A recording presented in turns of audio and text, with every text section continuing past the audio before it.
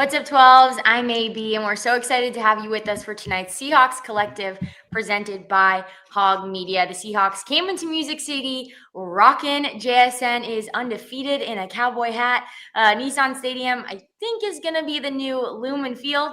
And Hawk Blogger and the crew, they let Broadway know that they were there. But our crew for the night on this Tuesday, Rob Staten from the Seahawks Draft Blog, Michael Sean Ugar, covering the Hawks for The Athletic, and Brian Nemhauser, the Hawk blogger. If you hear my voice sound a little shaky, it's because I'm a little sick. So I have my full big Smoothie King here and my tea as well. So not sure where that came on. Brian, I know you were sick a couple weeks ago, so I don't know. I'm not going to point fingers. I was told I was no some longer. Other beat writers in the Seahawks crew. Not going to name names, but it's all good. But yeah, use the chat if you guys have any questions for these guys. Let us know how you felt about this get right game and what's to come for the Seahawks. But we'll go through this trip to Nashville, Tennessee, give you some updates that you guys need to hear about this upcoming game for some familiar faces that our QB1 might be seeing. But it is Thanksgiving weekend. And Rob, this is like our national holiday where we do a wicked long workout or a long run in the morning, and then we just eat back all the calories, stuff our faces, and watch 10 hours of football and basically crash out. So in honor of Thanksgiving, and I'm going to do what Brock Hewer did this week. He asked Mike McDonald, hey, what are your top 3 Thanksgiving foods? Headed into Thanksgiving, and I think his were stuffing, pie, and turkey. So, Brian, for you, what are your top 3 Thanksgiving Day foods? Oh man, you got to start with sweet potato casserole or pie, like whichever way you like to go. Honestly, most years, AB, we have both like the, mini marshmallow version, and we have a like pecan crumble topped version that's just like insane. It's so good. It's so good. So I think that's probably my favorite. But I think turkey gets a bad rap. Turkey by itself, not the best thing in the world. But man, it's a great vehicle for the cranberry sauce and the mashed potato and the stuffing and everything else. Like it's the glue. It brings everything together. So I love all Thanksgiving food for the most part. All right, Mike, how do you feel about Brian's list, and what would be your own? Yeah, I mean, I'm not a huge Thanksgiving food person, so I'm on the other end of the spectrum. I'll eat, but like turkey is like not my thing. For a reason that actually Brian meant, like by itself, it's just like, why am I eating this just big old turkey? Like I wouldn't do this any other day. And the day I'm off from work, I'm gonna eat this. Well, that doesn't make sense. I should eat what I want on my day off from work if I am off that day. I'm a big macaroni guy, like macaroni and cheese, huge. I'm with Mike McDonald on stuffing, dressing, whatever. And after that, dealer's choice, maybe like whatever the host specializes in. If they got something sweet they're good at, or if they bring in a different meat. My uncle used to doing like prime rib. That was cool back when I was like eating red meat. So yeah, dealer's choice on the third one though. That's my list. I like it. I'm a big sweet potato casserole, probably just because it's basically all sugar. But I do love that. But Rob, I know this isn't something that you're probably celebrating. So I guess my question for you would be, what American chain food really maybe, or just something from the U.S. that you've never tried but you've always wanted to try? What would that be? Wow. What a question. What would I like to try from America? Don't know, actually. I have got some questions, though.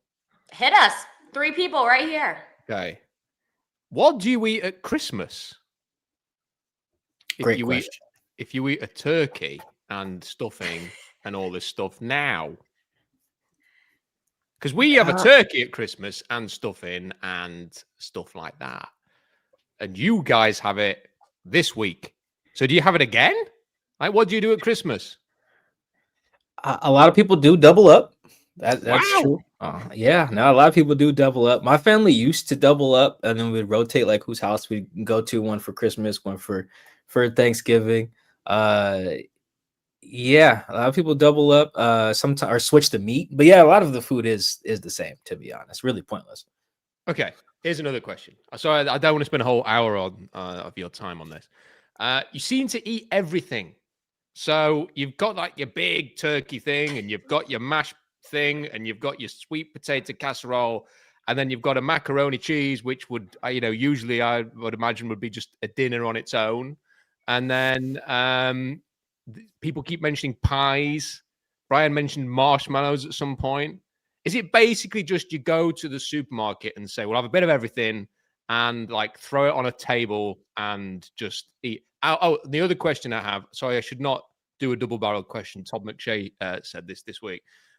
You said you go for a run first, but do you really go for a run first? That's the other question. I just want to make sure you've read the most recent obesity rates in the U.S. Yeah, Rob. it's That bad. would probably answer a lot of your questions. Also, the market for Ozempic and where the biggest markets are. Yes. Oh man, I'll tell you, I love cooking on Thanksgiving. I make the turkey. I make all the stuff, and our rule in our house is everyone brings whatever your favorite thing is, and if that's double of something, so be it. Thanksgiving leftovers are amazing. I'm like one of the only people in the world that misses Boston Market. I wish Boston Market was still around because that's the only place you get Thanksgiving food year round. So I don't know, man. It's a lot of food, but it's a good time to be grateful for all we got. Also depends what family you come from, Rob. So if you're a turkey trot family, if you're not a turkey trot family, we, the Hasselbecks, are definitely a turkey trot family. And I was impressed. Last year, my dad pulled out 5 miles on Thanksgiving, ran the whole thing. Yeah, at one point I was kind of chilling. I'm like, oh shoot, that's my dad. I gotta kick it into gear here. But no, kind of depends on what you normally do. But maybe we can have some people in the chat respond to the food questions. Two final things. One, your dad is a stud, so I'm not surprised he ran 5 miles. And two, what is a turkey trot family? It's like a family who will work out when they're all together, or like a holiday. Oh, really? Is that like wow. Like you can either have the family that's like we're good to just chill and relax, or you have the turkey trot family that's like we're getting after it. We're doing a CrossFit workout, 7 a.m., whatever it is. Oh wow, I never heard of that. I should implement that in my family. It's kind of an East Coast thing. Turkey trots are a little bit more of an East Coast thing. Like people run like whole races. There's also football games that people play, not just professional. You mean like Friends? Yeah. Okay. Yeah, I'd never heard of that. Yeah, I'm a big for me, Rob, I'm a turkey bowl guy. I always play flag football in the mornings. We play every weekend anyway.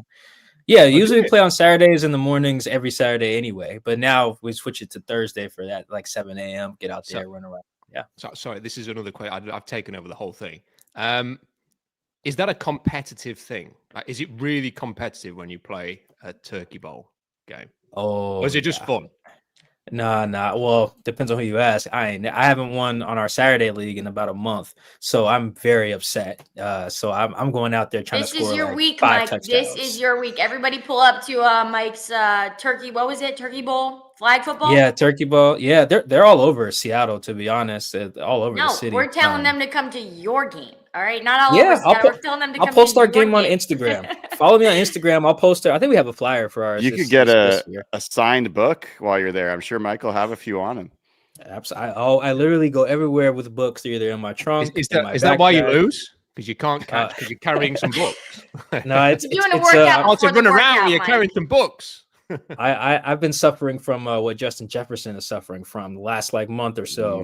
It's some shaky quarterback play there. That's why. And neither here nor there. But yeah, I never heard turkey trot though. I would definitely, some of my people in my family need that. So I'm gonna tell them that's a thing. New tradition. All right, we'll throw it in there before we start throwing real shade at family members. But let's talk about what happened in Music City. The Get Right game. Mike McDonald made sure to shout out the 12s multiple times. Said it was one of the most incredible things he's ever seen. Just people traveling from all over. I met a couple from Alaska. It was really impressive. So Brian, just how would you describe the 12s presence in Nissan Stadium? Yeah, it was. I was kind of floored all weekend, seeing how many Seahawks fans were around, and honestly, how few Titans fans there are. I mean, I kind of understand, but it was rare to see a Titans jersey. I think definitely saw more Predators jerseys than I did Titans jerseys, and then walking over to the stadium, which is great. It's a great experience walking across the bridge. It was probably 20-1 Seahawks fan to Titans fan. I conservatively tweeted out 10-1, but it was like 20-1. It was all Seahawks fans. It felt like, I don't know if anyone's watched a Sounders game and they do the march down to the stadium and all this. It felt like a Seahawks march to the stadium. And And then in the stadium itself, I don't know. I mean, I think there were more Seahawks fans than Titans fans. It was, if not, it was really, really close. And so, yeah, it was one of the most highly dense Seahawks fan appearances I've seen. I don't know if it was like the loudest necessarily, but it was definitely well represented. Definitely well represented. Just fun to be there hearing the Seahawks chants. But Rob, this was definitely a get right game for the Seahawks. So how did you feel they responded on Sunday? Well, it was one of those games where I could sit back and just relax before I had to head back into work for the Eagles game. But that was most I was most pleased with that, because these kind of games, you always kind of feel really good about them until about 5 minutes before kickoff, and then you think, what if today goes badly and you end up losing to the Titans, and you've not really considered it at any point. Well, I don't anyway, until right before the game. And then they got a good opening drive. And then you're sort of thinking, hang on a minute, this does not look like the game I was expecting. And then it did turn into the game I was expecting. And then while I was preparing for the Eagles-Cowboys broadcast, the bad stuff happened at the end. So I was kind of only had half an eye on it. So I kind of missed most of that until I went back and watched it later on.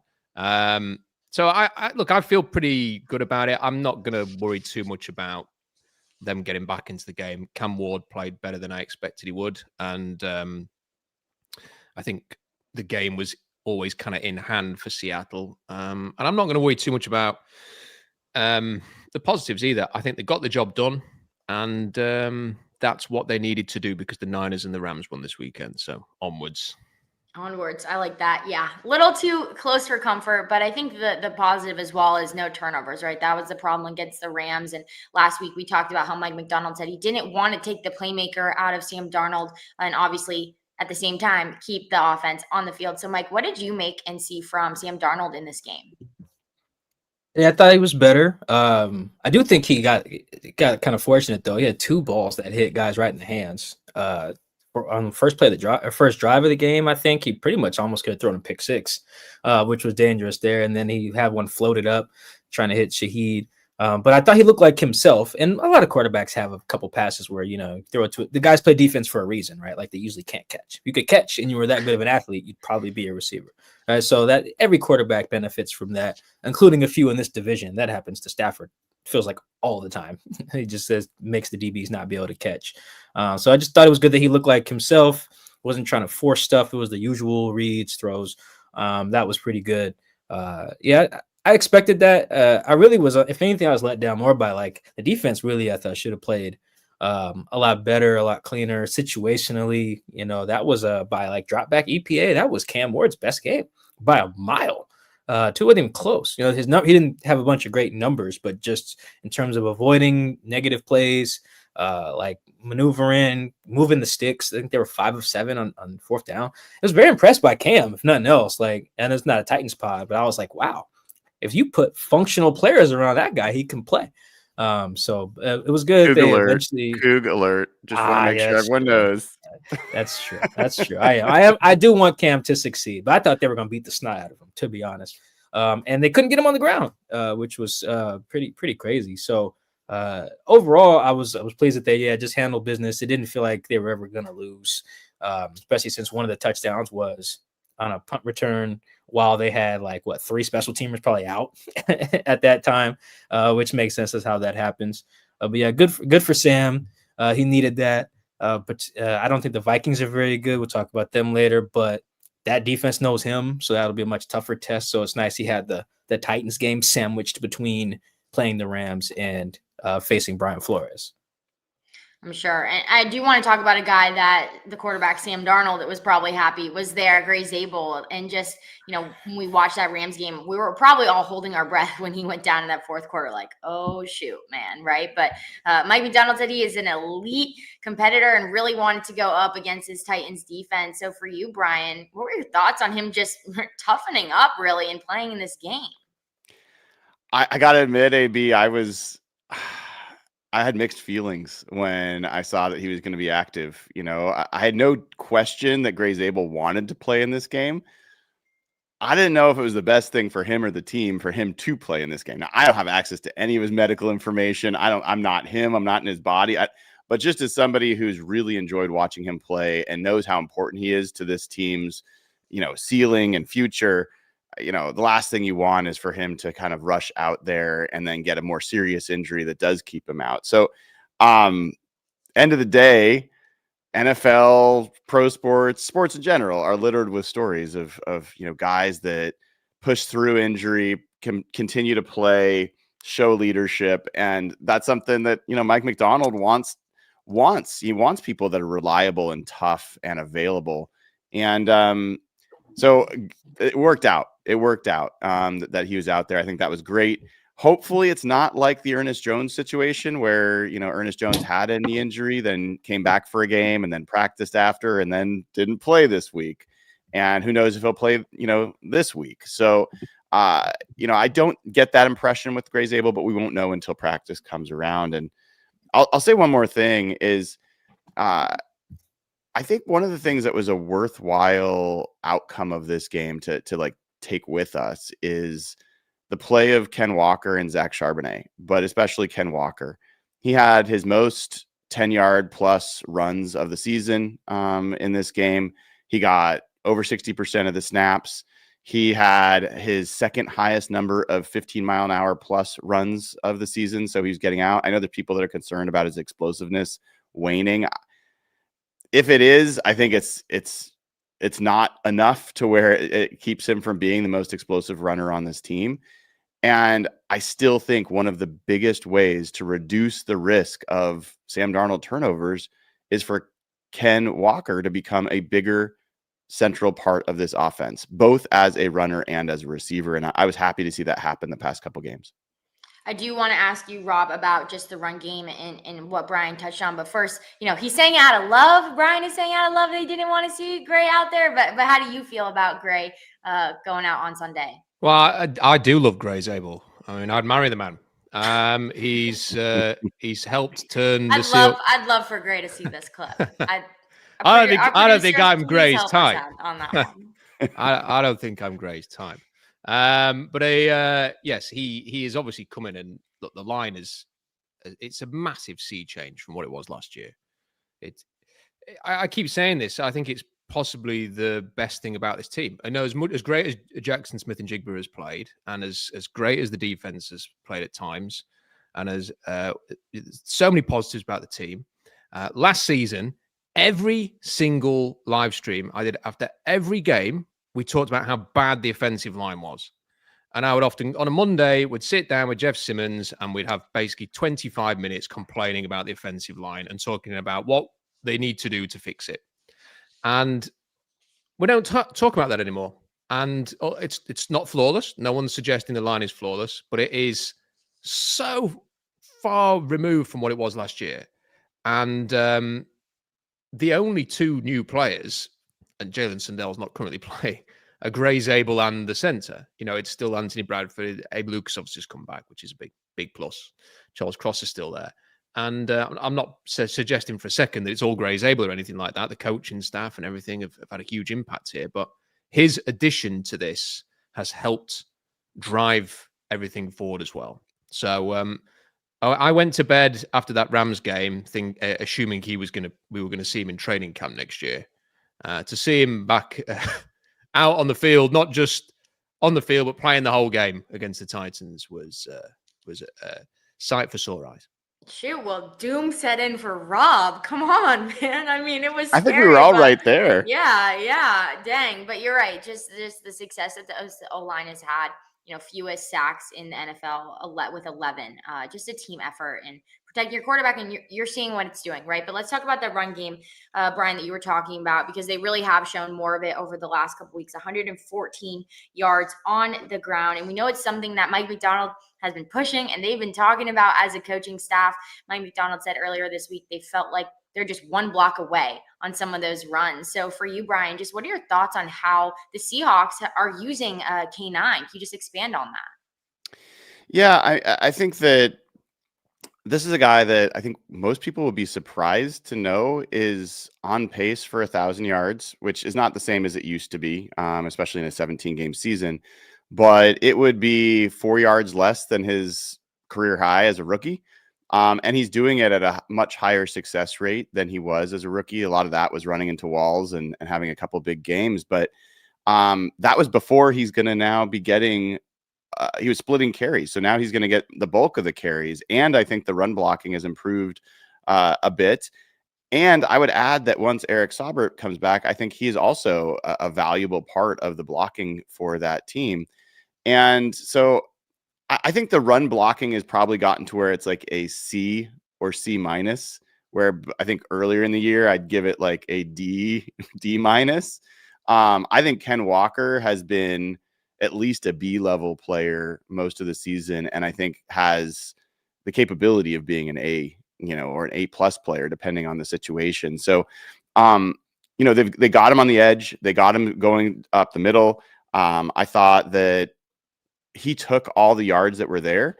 And the thing that I'd add is Zach Charbonnet, like what we talk about at the beginning of the year is like, why can't both of these guys be good in the same game? Do you remember that? Like it was Charbonnet was good the first week, and then Kenneth Walker was good the next week. And then it was like they could not both do it. And in this game, Charbonnet, his rushing yards over expected was actually better than Ken Walker's. And Mike McDonald made sure to point out how well Zach did with the time that he had the ball. So I don't think this is about Zach Charbonnet being bad. I think it's about the fact that this offense, higher points per drive, higher yards per play, higher success rate in general when Kenneth Walker's in there. And I think that's just going to lead to a more efficient offense overall. So I'm here for it, AB. I think there was a point, the first Seahawks Collective, you weren't quite here with us yet. We didn't get to have your presence yet. But I think Mike Dugar said the best player on the offense was JSN. I think that's certainly turned out to be very prescient. Hey, Mike, come on. Let's go. I was like, I think it might be Kenneth Walker. And while I don't think there's going to be a debate, I do think that there's a chance for a really strong finish from Ken Walker that can change the calculus of how teams have to play the Seahawks. Yeah, Zach Charbonnet is a guy who I feel like when given the opportunity, he can be lights out. And so just, Mike, how do you feel about the Seahawks, how the Seahawks have been using him so far this season? Yeah, I mean, I felt like a proud dad when Mike McDonald last Monday, I think, was like, yeah, Ken's earned more opportunities, and then someone, maybe Brady Henderson asked, like, is it because of how he's practicing, or like, what has he done? And Mike was like, yeah, no, he's practicing well, but really it's just what he's doing in the games. And I was just like, finally, Mike McDonald has the same game tape that they put online. Because for a minute there, it just didn't seem like he was watching the same thing. I just couldn't. It was really odd. I was like, what are you seeing, Mike? That is like, all right, I got to give Zach these carries. It was just very strange because there was no flow to the run game, As much as teams want to have like the Thunder, Lightning, 1-2 punch or whatever, I do think there's something to be said for like feeling out how your main guy blocks and then hitting the other team with the changeup.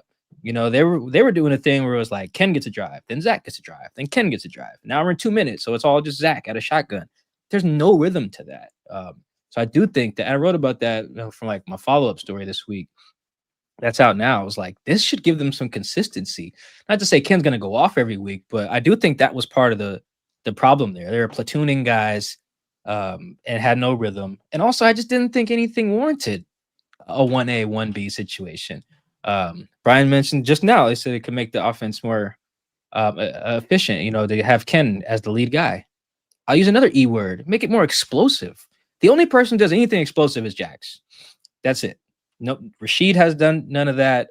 Kupp has done some like off script stuff, like the catch and run against Arizona, but it's mostly like Ken's explosive run rate, I think, is close to 11%, like far and away better. Zach's is like around like 4.5, and that's not a knock to Zach, but that shows you like Ken's one of the most explosive backs in the league, let alone on the roster.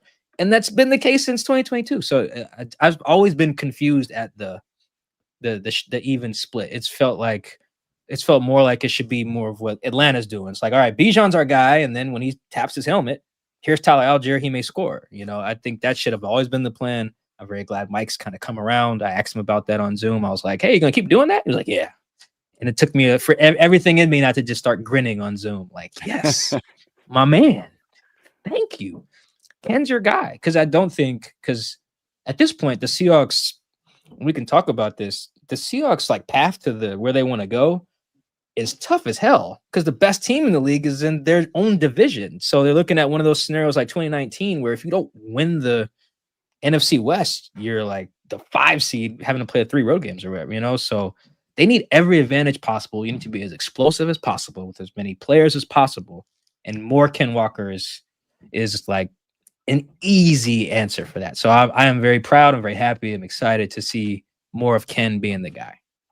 Yeah, and Mike, just quickly, can you talk about the hidden yardage maybe that Mike McDonald mentioned as a part of K9's like style of play and what he really brings to the table?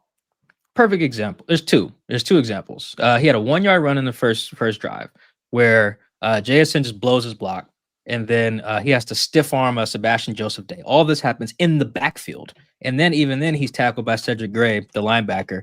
He's hit, but then falls forward, so he still just gets a yard. Now they ended up, I think, kicking a field goal on that drive. The point is that easily could have just been like a loss of 2 on first down, within like fringe field goal range too. Because I believe that was like a 50-something yard kick. It ended up being, or something close to it. So like that's an example of like, yeah, it's a hidden yardage, falling forward, dodging guys in the backfield. He had another one on like 3rd and 3 where I think Anthony Bradford just is completely blown off the ball to the point where he just smacks Ken in the face, and Ken has to reverse field. He gets nothing, but the difference there between 3rd and 3, or excuse me, 4th and 3, which ended up being versus like, it's called 4th and 7. That's massive. They ended up going for it on 4th and 3. It went poorly, but they just had the opportunity to do it. And that's like those hidden yards that you see on special teams as well. The Seahawks are one of the best teams in the league at finding hidden yards and hidden points on kickoffs this year. Jason Myers quietly been excellent. Like, so stuff like that Ken's good for too, is taking a run that might be -2 for the regular back. Okay, it's only 2 yards, but that's great. Difference between 2nd and 12 and 2nd and 8 is massive. So yeah, there's another reason why Ken should be the guy, I think. Well, good. It's a good problem to have when we know that they're great and we just need to use them, right? But let's talk about the guy that was the only guy to get the game ball after the Titans game. And, I loved it because it holds more value, right? When one guy got it, and really, you can't compare what JSN is doing to really anything else that happened in Nashville. It was his 8th 100-yard game this season, set new single season franchise record for receiving yards. Just incredible what he's done this season. So Rob, I know obviously there were changes made to this wide receiver room in the offseason, but JSN has certainly taken his game to the next level. Yeah, well, he has. Yeah, he's unbelievable. And if he stays healthy, he's going to be the first 2,000-yard receiver in NFL history. I mean, he's one of the 10 best players at any position in the NFL this season. He's been absolutely fantastic. Can I offer a slightly different take on Ken Walker, though, before we move on? I think we're watching the last 6 regular season games of Ken Walker's time in Seattle. I don't think he's going to be back with the Seahawks next year. I think they're going to move on. I think he's going to move on. I understand why people are saying they're glad they saw more of him. I'm looking at the running numbers from the last 2 weeks. He had 11 carries, and Zach Charbonnet had 6. That's not a massive difference. And the week before, he had 16 carries, and Charbonnet had 11. This is still pretty much the split that they've been doing. They haven't given Ken Walker like 20 carries in a game, and Zach Charbonnet 2. I hear Mike McDonald's words. He still kind of brings Zach Charbonnet up when he's answering questions about Ken Walker. I still don't think they're completely convinced. I think they are either determined to have a 2-horse attack in this running game, or I don't know why I said horse there. That doesn't fit at all. But they seem determined to keep this going, and that's that for whatever reason. And I suspect that it may only be incremental increases in Ken Walker's workload. The one thing I will say is the league is trending, I think, towards a different type of running back. Look at the running backs that are having success in the NFL. James Cook. James Cook, when James Cook was drafted, was not seen as somebody who could carry the load and be like a dynamic sort of lead X factor. And he's become that. Same for Jahmyr Gibbs. Same for Devon Achane. Rico Dowdle. These are different types of runners. They are more sudden. They are quick. They are smaller. They catch passes. When I see Rashid Shaheed taking carries and being used in the way that he is, I wonder if that's hinting towards that's what the Seahawks want. And I wonder if they will go and target a running back who can have more of that skill set in the offseason. And this is not a Seahawks-related thing because the Seahawks aren't going to do this. But I think people will be surprised how early Jeremiah Love's going to get drafted next year. He's one of the few legit first-round talents who are going to be in the draft. And he fits exactly that style of running back. And I think someone will draft him very early because I think that's what the NFL is now looking for. All right. Well, Brian, I got to ask you, I'm going to let Rob get to JSN. Has that thought crossed your mind about this running back room looking different next year? Oh, yeah. I think those are two separate points, though, right? I think there's a number of players that are probably playing their last few games with the Seahawks this year. Hopefully it ends with the Super Bowl trophy, but we've talked about some of those names, whether it's Tariq Woolen, Josh Job's going to be up. Like, there's a lot of names that the Seahawks are going to have to make some decisions about. But where I disagree a little bit with Robert, at least I see it differently, is I don't think this is ever going to be, Ken Walker's now going to be the bell cow. Mike McDonald's been really clear. He doesn't believe in that style of approach. But it had been, like Mike Dugar was saying, an alternating series kind of situation. It's now, if you just look at the carries, that's one thing. But you look at the snap count and you look at the overall touches, which includes receptions. Ken Walker, it's about 62% to, below 40% for Zach Charbonnet. And included in that for Zach Charbonnet is that he's the 2-minute back. And so he's getting all of those snaps. And so if you're talking about the actual series to series kind of snaps, Ken Walker is getting the bulk of them now. And I do believe that they've finally been convinced of that. And I think the reason that they've waited this long, this is my guess, is Ken Walker was not available for almost all of training camp. And one of their biggest principles is availability, reliability, and they're not going to reward a guy that has not been on the practice field when there's a guy that literally in Zach Charbonnet didn't miss a rep all training camp and is a good back. So I think it's taken them a long time to see that that Ken's going to be available. And then now they've started to say, okay, he's really good and he's going to be available. Because Mike, I don't know if you see it any differently, but we watched training camp and it was always obvious when Ken Walker was there, it was just different. I mean, he's just different than what Zach Charbonnet can provide. I also would say, if you listen to opposing coaches talk about the Seahawks offense, find the next time that someone says Zach Charbonnet versus the times that they say Ken Walker. It's pretty telling how much the league fears Ken Walker in a way that I don't think that they yet fear Zach Charbonnet. Yeah, the Seahawks defense, how they talk about their guys, matches that too. The defense is generally coaches as well. They just fear explosive players.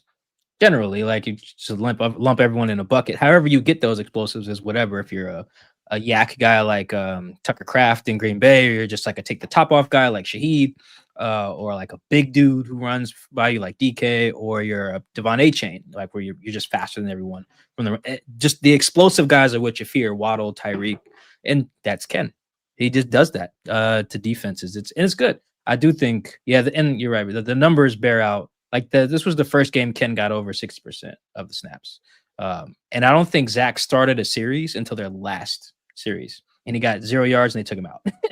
And then threw a 4-yard screen pass, or a screen pass that lost 4 yards. But yeah, Zach didn't start any series outside of the 2-minute drive. And then one of his carries that he got is a check down. That just happened to go backwards too. So he really only got 5 carries. And 3 of those were during 2 minutes. So yeah, no, I think it's good. The more we get the sample, it'll start to look like the Rico Dowdle and Chuba Hubbard split up. Right now, they looked pretty even there for a second, and then Dave Canales was like, well, number 5 looks like Barry Sanders. So he's our guy. Love you, Chuba. We paid you, but let's roll with Rico there. And now you watch Panthers games and number 5's out there, unless it's 2-minute or 49ers. third down stuff. Unless it's the 49ers. Why do they not play Rico Dowdle more? Yeah. But yeah, I think I'm with that. Yeah, I do think they're gonna move on though from a bunch of guys, like Brian said. I think this is the last hurrah for a bunch of dudes, maybe some veterans too, not even just some of the guys that are like from that 2022 class. Well, like Brian said, let's hope it ends in a Super Bowl, right? That's a much better way to go out on a Seahawks career with that. But Rob, let's talk about a guy that you mentioned earlier, just Shaheed, and how can this offense get him more involved? I don't know. I would have thought it would have happened by now, because it's not like it's a completely different offense for him. He has played with Clint Kubiak before, and yeah, they still seem to be using him a lot by the line of scrimmage, and I don't know. Maybe it's a Sam Darnold thing. I think I've not studied, I've not pored over the tape to see if there's opportunities to throw to Shaheed downfield, and maybe Darnold, for whatever reason, is just not taking them, or even if he sees better options. And it must be very tempting on every down just to look where Jackson Smith-Njigba is and throw it his way. So that's possibly playing into it as well. Yeah, I would have thought we'd have seen more from him. You know, this was an expensive trade for a player that you felt like was going to come in and hit the ground running. And with Torrey Horton out as well, and with Cooper Kupp basically just fading into a bit of a non-event, really, I would have thought we would have seen Shaheed really sort of come to the fore here, and he hasn't. So I'm a bit surprised. And every week that we come up to here, I'm expecting this to be the game where he kind of has the big play. So maybe it'll be this Sunday. Yeah, Brian, when do you think this breakout game could be for him? I agree with Rob. I think it could happen anytime. I don't have the same. I've heard from other folks like, okay, what's going on with Shaheed?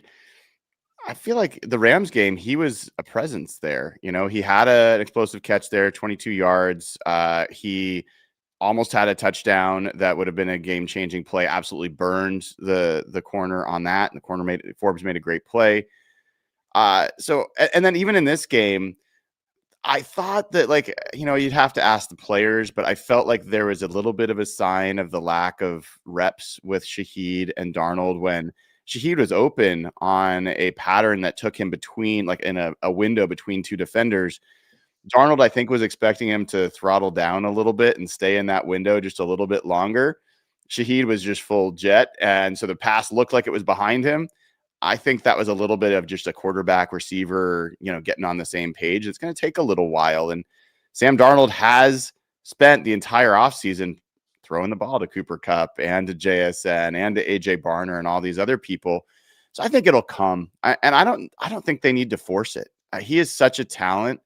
He's having an effect, even if he's not touching the ball. There's no question that defenses are having to account for him.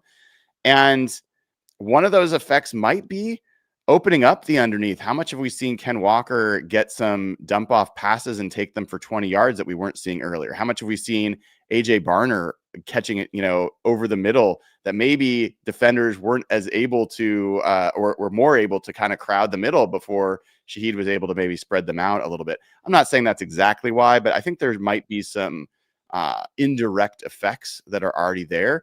And this guy's too damn good. He is too damn good, and his skill set matches Darnold's too well for him to be a muted part of this offense for too much longer.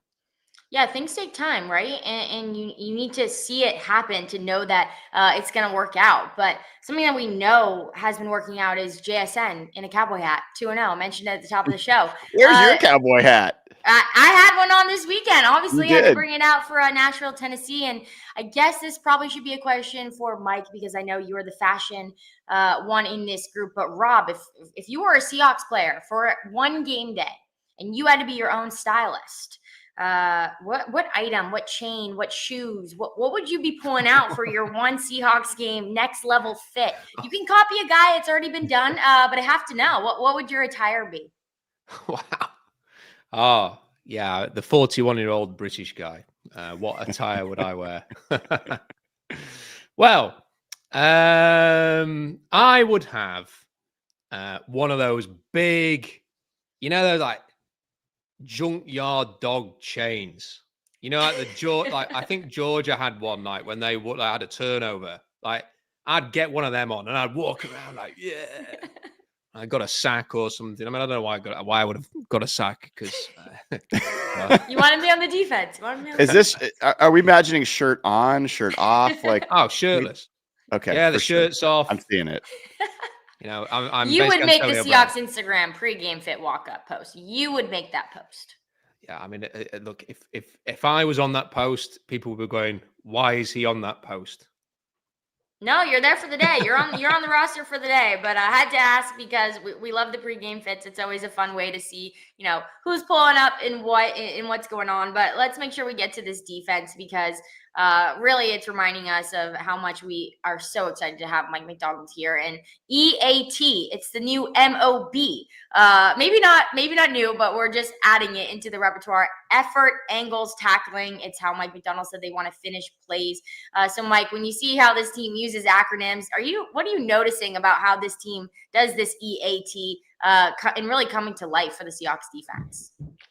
You see that guys are taking pride in their tackling, which is cool. Like even Reek tackled pretty well in this game. You know, the fourth down against Tyjae Spears, notwithstanding. And I've been talking to guys about like the standard all since training camp, because what the standard does is there's two ways to go about this. In the LOB era, Seahawks kind of had this too. You can motivate guys in two ways, like how Pete used to put practice footage on the team meetings the next day. You could either be on the right end of that highlight reel film, or you could be on the wrong end. Either way, you learned a lot about the guys. And I think that's kind of the same thing that Mike has like established, particularly on defense, I think with the standard. Like you could either be getting you could stick out like a sore thumb if you're not doing whatever the standard is, or you could get praised for doing whatever the standard is. Either way, you learn about a guy and how he responds to that, to being praised or being like, I don't know, for lack of a better word, shamed, And I think they can work in either direction. Some guys are like that. When I was researching for my book, there were some guys who were motivated by like, I do not want to be up there getting cooked or dropping a ball or missing a block. So I'm going to be on my stuff. And some guys were like Doug, for instance, was very much like, I want to be on the highlight reel, barbecuing everybody every day. So he took practice very seriously, and that translated to the game. So you see that, I think, with guys just taking a lot of pride in, I think it really shows up in the tackling more than anything, because that's something you don't need a lot of skills, so to speak, for. Like, it's effort. That's why the E in there is effort. Like, just go there and try. That's the start. We'll work on the technique, but I think that's a cultural thing that's happening right now. And Mike mentioned it in one of his radio shows too. He was like, if you don't do what the standard is, you stick out like crazy on film. You see it. And I do think there's a lot of power in that. And then if you are doing well, he'll point out you in a good way. You'll stick out in a good way. I think I like that you can get motivated in multiple ways. And I know in the DB room, that's in all the defensive rooms individually, but that DB room, you do something like that you're not supposed to, they are on your ass in there. Like, even if it's something like drop an interception, they're on you next day, film or whatever.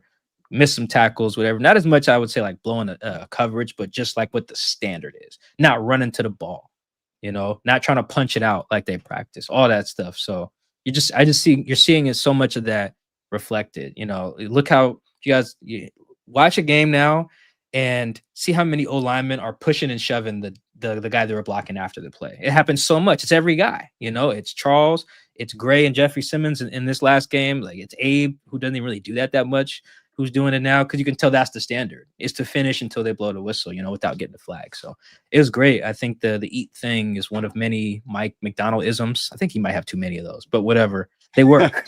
So only reason I say that is because someone, I think maybe Diana Rossini, my colleague, is like trying to put together a list of some of the coach speaky stuff. And so she asked all the beat writers, like, hey, what are some of the stuff your coach has? And I went through, I was like, he has like 15 of them, of like sayings and things. It's a lot, but they work.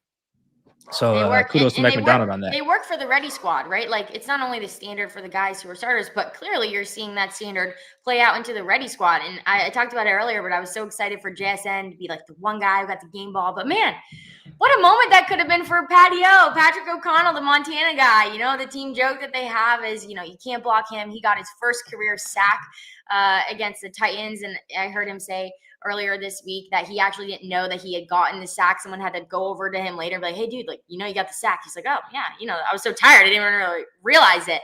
But cool moment for them. And I think it really all stems from just that culture and that standard that you're talking about. But I do want to get to some key updates and injuries reports. And just to start today, 3-time Pro Bowl safety Quandre Diggs coming back to the Seahawks, signing on the practice squad today. So, Brian, what should we know about this player and really what this means for the Seahawks? Yeah, I mean, it's a little bit of a confusing situation because there was also news that Darian Kendrick was released by the team today, cornerback who came in and had a couple interceptions early on when Devin Witherspoon was out. And now you've got 2 open roster spots. But the report is that Quandre Diggs is going to be signing to the practice squad. So the obvious thing would be that Julian Love and Eric Saubert, who are the tight end, who are on IR, would be the guys taking those 2 open roster spots. But Mike McDonald was kind of putting some cold water on that yesterday. So I'm like, my eyes are peeled to kind of see what comes next. Maybe it will just be, yeah, it's better than they thought, and Saubert and Love are back. But assuming Love is not ready to play this week, which is kind of where I entered the day, with Ty Okada also not likely to be available to play, you're talking about DeAnthony Bell and Kobe Bryant being the only true safeties on the roster. And DeAnthony Bell is not a deep safety. He's much more of a box safety. And so, Nicky Manwari he's been cross-trained to start learning a little bit more of the deep safety role in this defense. I don't think he's ready to play significant snaps there. And so Quandre Diggs just makes a ton of sense. In essence, what this ends up being, AB, is a trade with the Titans. The Seahawks let Jarek Reed go. They wanted, I think, to get him back on the practice squad. The Titans claimed him. Once the Titans claimed Jarek Reed, Quandre Diggs said, can I get my release? They released him, and now he's going to be back with the Seahawks. So in some ways, I think this is a really smart, solid fit. Quandre's a smart player. He'll pick things up quickly. I don't know, even the smartest player, how quickly they can pick up Mike McDonald's defense. It might take a little while before he's really honestly can get to a game, but he'll be as fast as picking it up as anybody else. So I think it's a wise move. It gives them some depth, even if Julian Love is back. And who knows, maybe he never sees the field. If that's the case, I still think he has a chance to have an impact on this team, on a guy like Nicky Manwari. Every player who's played with Quandre Diggs seems to talk about the impact he's had on their careers. So including Kevin Winston, the rookie for the Titans, who just made a comment about that this week. So I think the off the field impact's probably going to be bigger than on the field. But all things considered, it's a logical move given the safety issues they're dealing with. Can I just ask something? So has Patrick O'Connell been called up 3 times from the practice squad? Twice. Okay. I wondered if he might get one of those 2 spots. He might. Yeah. I think it's twice, right? He got called up the last 2 weeks. Curtis, who writes for me, thought it was 3. Did Ernest miss the previous game? Anyway. No, he played against the Rams. Yeah. Well, regardless, he's doing well, so we'll keep him in there. Whatever happens, we know that the ready squad will be ready to go. But I do want to make sure that we have time to get to this upcoming game. But before we do that, we have to make sure we tell you about our awesome sponsor for this season, the Sleeper app. So check out this quick video. Sleeper is the #1 fantasy sports app. It pays to know sports.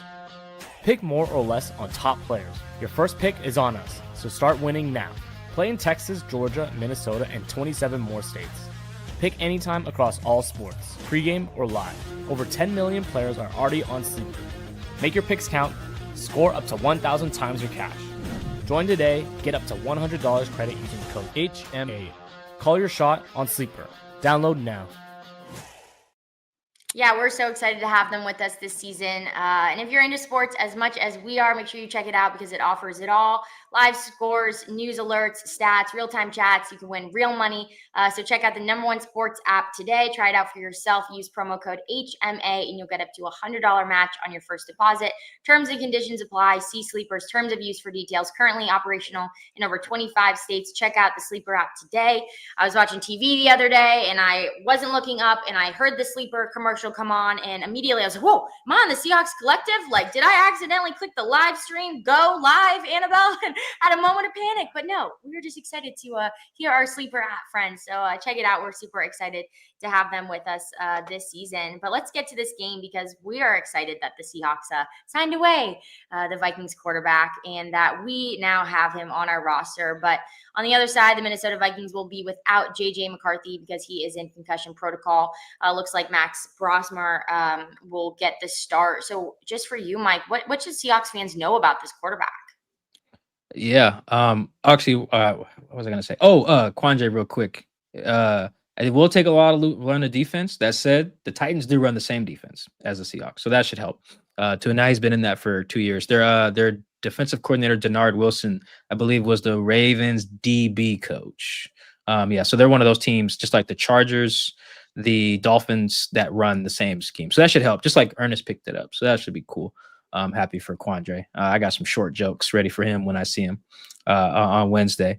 But yeah, we just interviewed my colleague at The Athletic, Alec Lewis, who covers the Vikings. We talked about Mac. I think it's Brosmer, actually. It's weird.